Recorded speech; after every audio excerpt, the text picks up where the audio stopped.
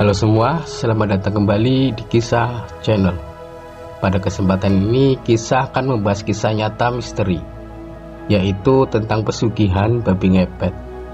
Ternyata ayahku siluman babi ngepet.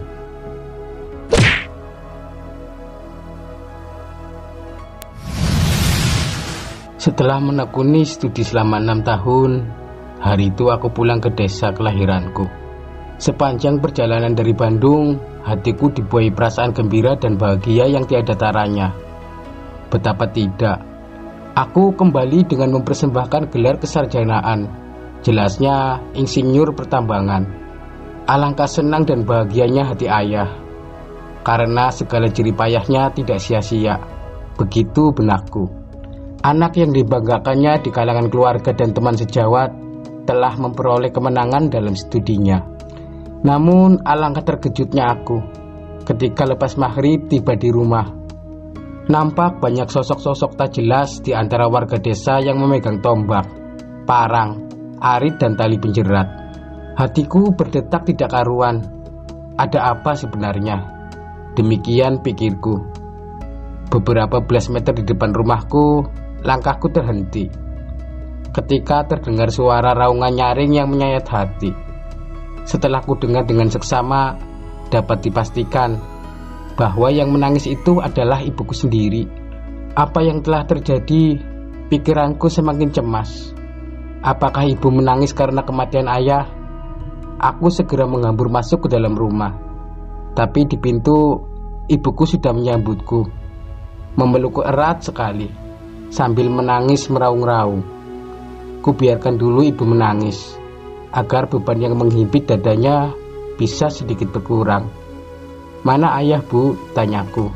Kemudian setelah ibu menghapus air matanya, karena ayahmu lah makanya ibu menangis tadian, sahut ibu. Lantas sebenarnya apa yang terjadi atas diri ayah, Bu? Desakku semakin penasaran. Tapi ibu terdiam, kemudian menundukkan kepala.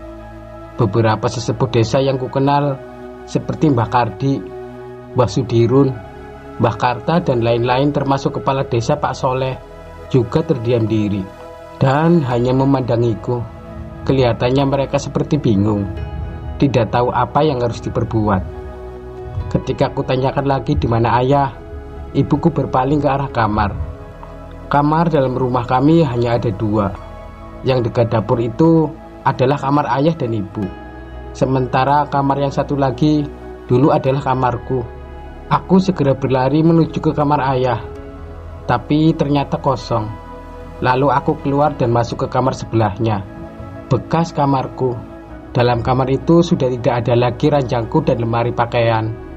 Dan di sudut kamar yang sudah kosong itu, kulihat seekor babi agak menyandar ke dinding. Perutnya luka dan darah masih terus menetes. Yang mengherankan, pada sudut matanya tampak ada butiran-butiran air yang jernih. Aku terbodoh-bodoh menyaksikan binatang tersebut. Kemudian aku membalikkan tubuh, berjalan dengan tergesa untuk menemui para sesepuh desa yang duduk di atas tikar seperti layaknya orang yang akan kenduri. Mana ayahku? Tanyaku setiba di hadapan mereka. Apakah tak kau temukan di dalam kamar tadi? Ujar Pak Soleh. Aku menatap kepala desa dengan perasaan diliputi keheranan.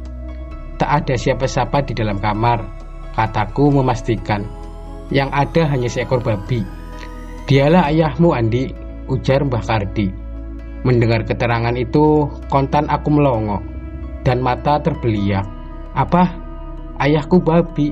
Tanyaku perlahan. Begitulah kenyataannya, ujar kepala desa. Kebetulan sekali malam ini kau pulang, bertepatan dengan kejadian yang telah menggegerkan desa kita. Jadi, ayahku babi, ulangku bagaikan tak yakin. Ya, ayahmu ternyata siluman babi dan tidak berdaya sekarang. Dia terluka, ditombak, tanyaku. Kami tidak menyangka bahwa babi yang menyusup ke desa kita adalah babi siluman, An. Kami memburunya, mengepung untuk mengusirnya, tapi binatang itu melawan. Karena itulah tidak ada pilihan lain kecuali menombaknya. Dan kami terkejut sekali seketika menyaksikan babi itu tidak lari kemana-mana, melainkan ke dalam rumah kalian. Aneh bukan? Nah, dari keterangan Mbah Kardi barulah kami tahu bahwa babi itu adalah ayahmu. Aku masih penasaran, namun kenyataan itu tidak dapat dibantah lagi. Kami sekarang sedang menunggu pemulihan jasad ayahmu, Andi, imbuh kepala desa. Kalau memang benar ayahmu siluman babi atau pemilik ilmu pesugihan babi ngepet, tentu dia akan berubah wujud kembali sebagai manusia menjelang kematiannya. Tiba-tiba terdengar lagi pekik ibuku memanggil-manggil nama suaminya atau ayahku dari dalam kamar.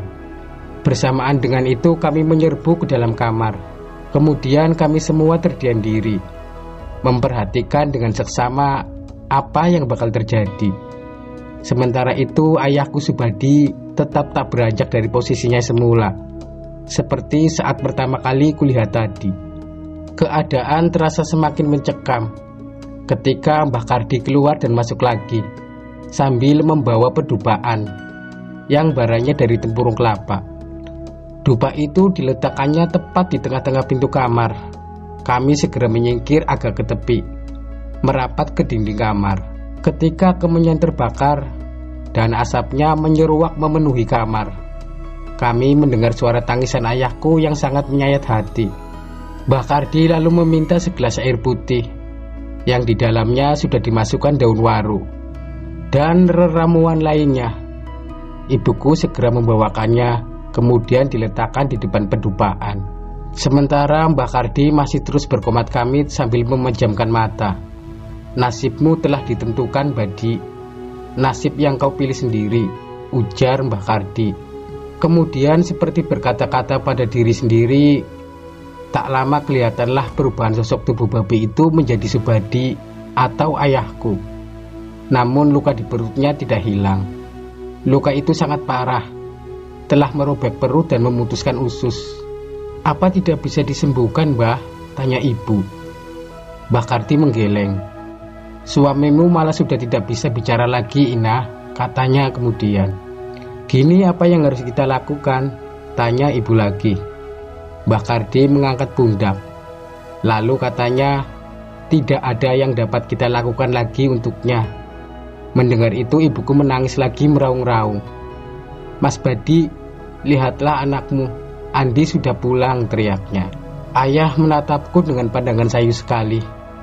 Bibirnya bergerak-gerak seperti mengatakan sesuatu, tapi suaranya tidak pernah terdengar lagi.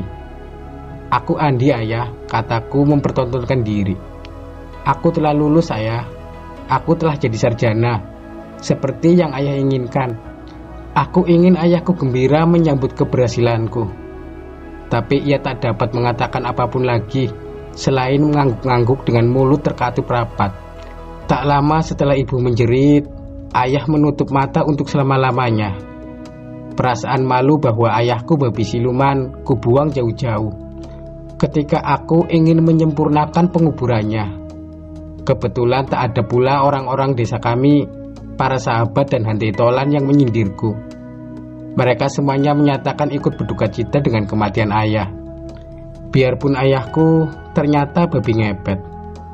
Sesudah selamatan hari ketujuh, aku mendatangi Mbah Kardi dan kepala desa. Aku meminta maaf atas kejadian yang telah menimpa ayahku. Selain itu kepada mereka aku mohon doa restu, karena beberapa hari lagi akan pergi untuk memenuhi panggilan tugas di luar Jawa.